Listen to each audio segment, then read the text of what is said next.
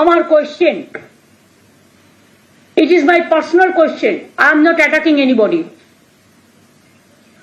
একজন জাজের বাড়ি থেকে কর্মরত, এরাও কর্মরত, আমি দুটোকে একসাথে মিলিয়ে দিচ্ছি। I may be wrong, it may be my mistakes, কিন্তু আমার যেটা মনে এসছে আমি বলছি, একজন বিচারকের বাড়ি থেকে যদি কোটি কোটি টাকা পাওয়া যায়, 15 কোটি সম্ভবত, যেটা জানতে পেরেছি এখনো পর্যন্ত, তার শাস্তি যদি শুধু ট্রান্সফার হয়, তাহলে আমার এই 25,000 ভাই বোন তাদেরও ট্রান্সফার করতে পারতো। Let the good sense prevail. আর একটা কথা বলি আপনাদের, হাইকোর্টে এই ভার্ডিক্টটা প্রথম দিয়েছিলেন বিজেপির একজন, যিনি এখন এমপি হয়েছেন, জাজমেন্ট জুডিশিয়ারি ছেড়ে দিয়ে বিজেপির এমপি হয়েছে, গাঙ্গুলি না ডাঙ্গুলি, আমি ঠিক জানি না তার আসল নামটা, পরে জেনে নেবো, sorry if there is any mistake. আমি কাউকে অ্যাটাক করার জন্য বলছি না, আমি ঠিক নামটা এক্স্যাক্টলি জানি না। তিনি এখন বিজেপির এমপি, সম্ভবত, সম্ভবত না ঠিকই। আজকে তারা কোন মুখে বড় বড় কথা বলে? তাদের দায়বদ্ধতা নেই, দায়বদ্ধতা ছিল না, এবং আমি বিশ্বাস করি এটা বিজেপি করিয়েছে এবং সিপিএম করিয়েছে। এর জবাব তারা আগামী দিন ভালোভাবে পাবেন। আমি টিচারদের শুধু বলবো এবং ছাত্রছাত্রী, যখন মানুষের বিপদ থেকে সবাই চলে যায়, পালিয়ে যায় মানুষের পাশ থেকে, তখন কেউ না কেউ আসে তাকে রক্ষা করার জন্য। এটা হচ্ছে, আমাদের ভাষায় বলতে পারেন গড, আমাদের ভাষায় বলতে পারেন ঈশ্বর, আমাদের ভাষায় বলতে পারেন আল্লাহ, আমাদের ভাষায় বলতে পারেন মা।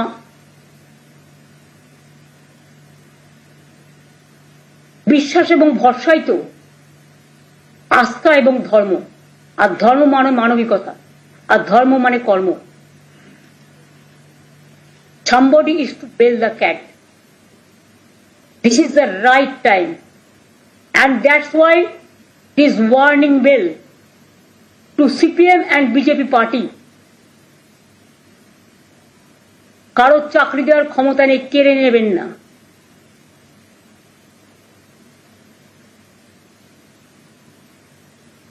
জাজমেন্ট যেমন বিরুদ্ধে গেছে, জাজমেন্ট আবার দুটো পথও আমাদের দিয়েছে, জাজমেন্ট মেনেই সেটা আমরা করব।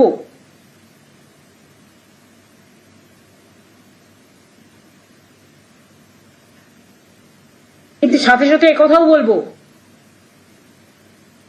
আমরাও কিন্তু রেকর্ড খুঁজে বার করব 2016-তে তখন কারা কারা মন্ত্রী ছিলেন, এবং কোনো একটা জেলা তো আমি জানি কিসের বিনিময়ে চাকরি হয়েছে, আমি খুঁজে দেখব। যদি কারো জানা থাকে তথ্য, প্লিজ আমাকে দেবেন, আমার কাজে লাগবে। কারণ কাউকে তো ইন্ডিভিজুয়াল দোষী করা হয়নি, কারণ আমাদের কাছে কোনো রেকর্ড নেই। যদি কারো কাছে কোনো রেকর্ড থাকে, প্লিজ দয়া করে আমাদের দেবেন, এতে আমাদের সাহায্য হবে। আমি শিক্ষক শিক্ষিকারা, আমি শুনেছি অনেকে ডিপ্রেসড, তারা আপসেট এবং ডিপ্রেশনে চলে যাচ্ছেন অনেকে। কোনো একটা ঘটনা যদি ঘটে, তার জন্য দায়ী থাকবে কে? আমরা তো চাই না একটাও কোনো দুর্ঘটনা ঘটুক, একটাও কোনো ঘটনা ঘটুক। তাই পরিবারগুলোর পাশে এসে দাঁড়িয়েছি মানবিকতার স্বার্থে। যারা ডিপ্রাইভ টিচার্স, মানে যাদের কেস বাতিল করা হয়েছে, এক তো হচ্ছে কোর্টের কথা মতো এসএসসি যা করার করবে, 3 মাসের মধ্যে প্রসেস ঠিক করবে, আর তাদের কোনো এর জন্য টাকা ফেরত দিতে হবে না, এটা আমি ক্ল্যারিফাই করে দিলাম কোর্টের জাজমেন্ট দেখে। 2 হচ্ছে আমাদের লয়াররাও একটা রিভিউ করবে, সেটা তাদের মতো করবে, সেটা আমি এখানে ডিসক্লোজ করতে চাই না, কারণ ম্যাটার যখন কোনো সাবজুডিস হয় তখন সেটাকে ডিসক্লোজ করা যায় না। দ্বিতীয়ত, আমি সবাইকে, আমার ভাই বোনেদের বলবো যারা ডিপ্রাইভ হয়েছে, তারা একটা ডিপ্রাইভ টিচার্স অ্যাসোসিয়েশন তৈরি করেছেন জাস্টিস পাওয়ার জন্য। তারা এডুকেশন মিনিস্টারকে একটা রিকোয়েস্ট করে যে তারা সবাই এক জায়গায় একত্রিত হতে চান এবং শিক্ষামন্ত্রী সহ আমি যদি তাদের সভায় উপস্থিত থাকি এবং চিফ সেক্রেটারি, লয়ার থেকে শুরু করে সমাজের গুণীজন জ্ঞানীজন, কিছু কিছু ইভেন কিছু আইনজীবীও, তাহলে তারা খুশি হবে। আমি তাদের কথায় সাড়া দিয়ে 7 তারিখে তারা ইন্ডোর স্টেডিয়াম বুক করেছেন। আমি 7 তারিখ 12টা 15 নাগাদ তাদের কাছে যাব, তাদের কথা শুনবো, শুনতে তো কোনো আপত্তি নেই। 7ই এপ্রিল তাদের কথা আমরা শুনতে যাব এবং এটুকু বলতে যাব, ধৈর্য হারাবেন না, মানসিক চাপ নেবেন না। যখন প্রসেস হবে, আপনাদের তো সবাইকে অ্যাপ্লাই করতে বলেছে কোর্ট, আপনারা অ্যাপ্লাই করুন। আর আমরা চেষ্টা করব যাতে খুব তাড়াতাড়ি সমস্যার সমাধান হয়, যাতে আপনাদের মানসিক দুশ্চিন্তা না বাড়ে। কাউকে হয়তো মায়ের ট্রিটমেন্ট করতে হয়, কেউ হয়তো বাড়ির লোন নিয়েছেন, কেউ হয়তো গাড়ির লোন নিয়েছেন, ব্যাংক তো লাফিয়ে লাফিয়ে টাকা কাটবে, তারপরে তাকে পুরো ভবঘুরে হয়ে বেড়াতে হবে বিজেপি আর সিপিএম এর দয়ায়। কারো বাচ্চারা ভালো ভালো স্কুলে পড়ে, তাদের পড়াশোনা বন্ধ হয়ে যাবে।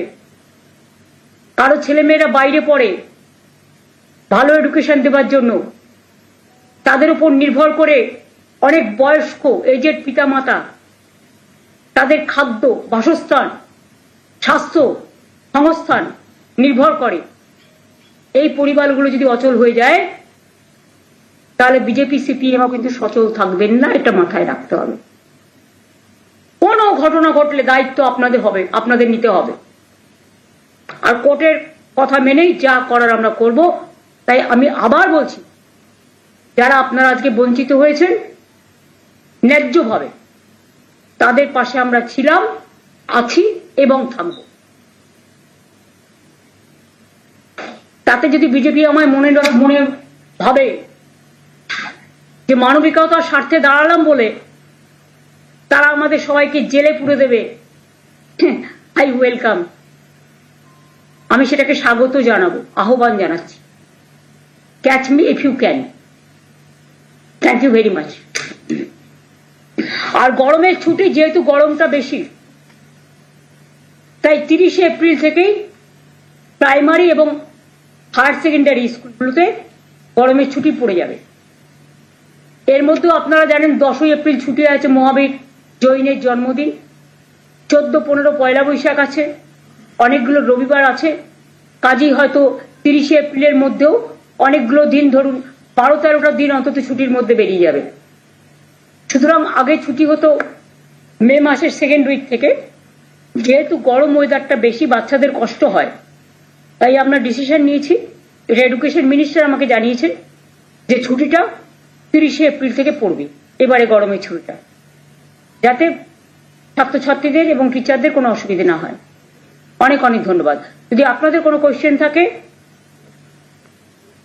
আর যদি আমি কোয়েশ্চেন দেওয়ার মতো উপযোগী হই, তবেই রিপ্লাই দেবো। আর যদি রিপ্লাই না দিই, তাহলে ধরে নেবেন ওটার রিপ্লাই দেওয়ার যোগ্য আমি নই।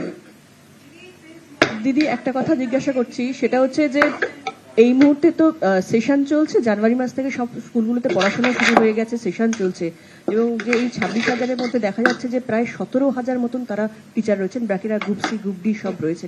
তো সেক্ষেত্রে সেই টিচাররা আজ থেকে অফ হয়ে গেলে আগামীকাল থেকে মানে পড়াশোনার ব্যবস্থার মধ্যে কি হবে?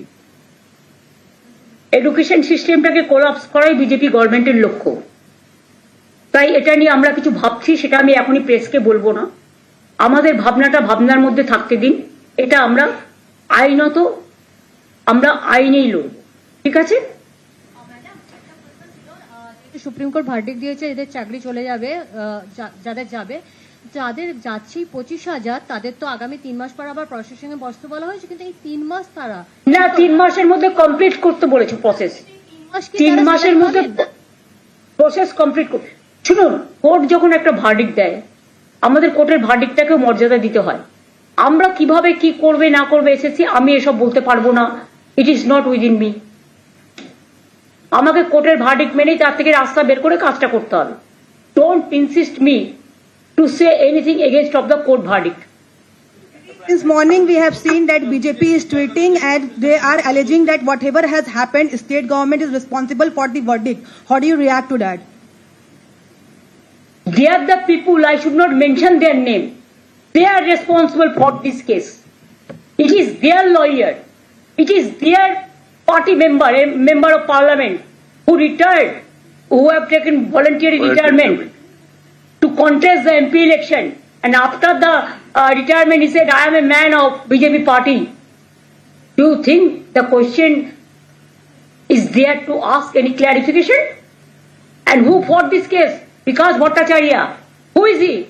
CPM MP. And who is Mr. What is his title? Ganguly. Gang. Gangna Dang. I don't know Gangna Dang. That they can say. He is not a lawyer now. Politically he has done it. It is totally motivated. He is not judge. He is not in judiciary now. He is a political man. He is creating all the confusion and nuisance. But what about Vapam? Where so many people are being murdered, who went to inquiry, who went for investigation? What about UP? What about Bihar? What about Rajasthan? What about Madhya Pradesh? Only Bengal is being targeted politically to demolish the education system, to demolish the democratic system, to demolish the all the system, constitutional, all the system, to politicize, to create the confusion and the vandalism, and to deprive our boys, our girls. SC is there, ST is there, OBC is there, general caste is there, minorities are there. Can they deprive all these people? What is their politics? Is it the politics? Is it the way? But we know, if there is a will, there is a way. So we have the will, we have taken this verdict as a positively, and we will do it, we will act it positively. দিদি একটা প্রশ্ন ছিল, সেটা হচ্ছে যে এই যে 3 মাসের মধ্যে যে প্রসেসটা কমপ্লিট করার কথা আপনি বললেন, সেটাতে কি ফ্রেশ আমি বলিনি, কোর্ট বলেছে। Please don't quote me. আমি কোর্টের ভার্ডিক্টটা পড়ে শুনিয়েছি। আপনাদের ইন্টেনশন অনেকের ব্যাডও থাকতে পারে। আমার ভার্ডিক্ট যদি আমি যা বলেছি আমার কিন্তু রেকর্ড করা আছে। Don't mislead. এটা কোর্টের ভার্ডিক্ট আমি পড়ে শুনিয়েছি। ওটাতেই বলছি যে কোর্টের যে ভার্ডিক্ট সেটাতে তো এসএসসি কে আপনারা বলছেন, তো সেটার ক্ষেত্রে কি ফ্রেশ ক্যান্ডিডেট? না, আমরা বলছি না, এটা এডুকেশন ডিপার্টমেন্ট দেখবে। হ্যাঁ, সেটাতে কি ফ্রেশ ক্যান্ডিডেটরাও অ্যাপ্লাই করতে পারবেন এনাদের সঙ্গে? 25,000-এরটা আলাদা, এটা তো কেসটা আলাদা কেস। এই কেসটা কোর্ট যে অর্ডার দিয়েছে 25,000-এর উপর নির্ভর করে। অন্য ভ্যাকেন্সি আমরা তো এখনো ডিক্লেয়ার করিনি। যখন নোটিফিকেশন করব তখন জানতে পারবে।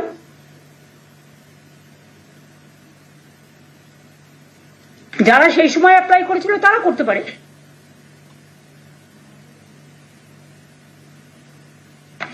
Yesterday, As for their yesterday, Waqf amendment bill has been passed in the. I am not, this is a separate question. I am not going to take this question, but Waqf property also, it was done motivatedly, politically, to divide the country, to divide and rule policy. That BJP's agenda, that we know everything. But one day they will go away and the other government will come, and that time must remember there will be another amendment and it will be passed in Lok Sabha and Rajya Sabha.